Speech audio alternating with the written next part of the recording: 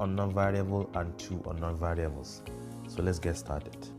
For you to create an equation, you need to know your final answer.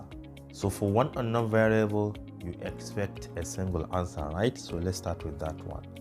If I so wish to get my final answer as 4, for example, and I want to use a variable x, so I want my final answer to be x equal to 4. All right, so to form this equation, I can come here and say 4 plus any number at random. I can say plus 7, which I know is equal to 11.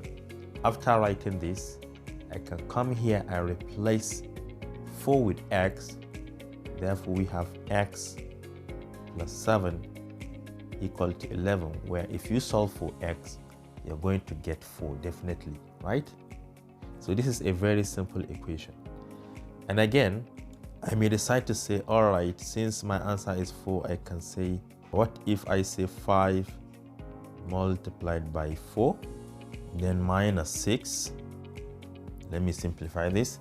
I know 5 multiplied by 4 is 20, and 20 minus 6 is 14. So this is equal to 14. Then I can come here directly and replace my 4 with x. So I have 5x minus 6 equal to 14. Can you see that? As simple as that.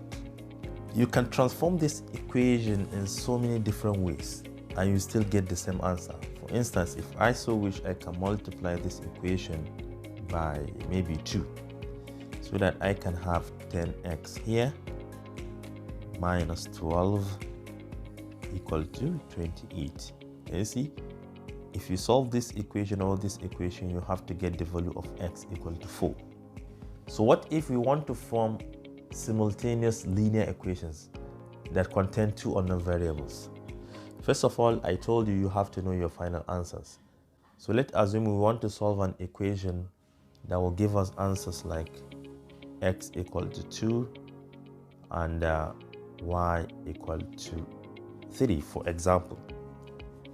How do we form that equation? First of all, we may decide to say, okay, what is x plus y? We know x plus y must be equal to 5, right? Because 2 plus 3 is equal to 5. Can you see that? As simple as that. Then what if I say 4x minus 3y? What will this give us? 4x means 4 times 2, right? Minus 3 multiplied by what? 3. And 4 multiplied by 2 is 8. 3 multiplied by 3 is 9. And 8 minus 9 is negative 1. So you just write what? Negative 1 here. Therefore, you have just formed a system of equations. And if you solve this, you have to get the values of x equal to 2 and y equal to 3.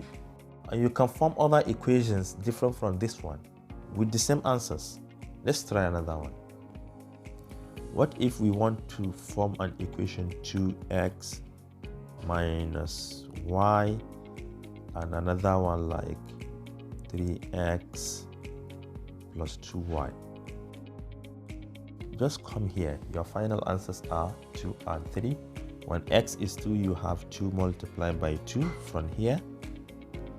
Then minus y. Y is 3 already. So this is 4 minus 3, which is equal to 1. Then you come to the second equation. 3 multiplied by 2. Then plus 2 multiplied by 3. This is 6. This is 6. 6 plus 6, 12.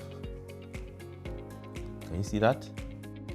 We have 2 different systems of equations that will give us the same output, 2 and 3. So this is exactly how to form a linear equation. If it is for one unknown variable, it has to be a single equation. But for 2 unknown variables, it has to be a system. So subsequently, we are going to learn how to form other equations. Thank you for watching. Do share to your learning colleagues. And don't forget to subscribe to my YouTube channel for more exciting videos. Bye bye.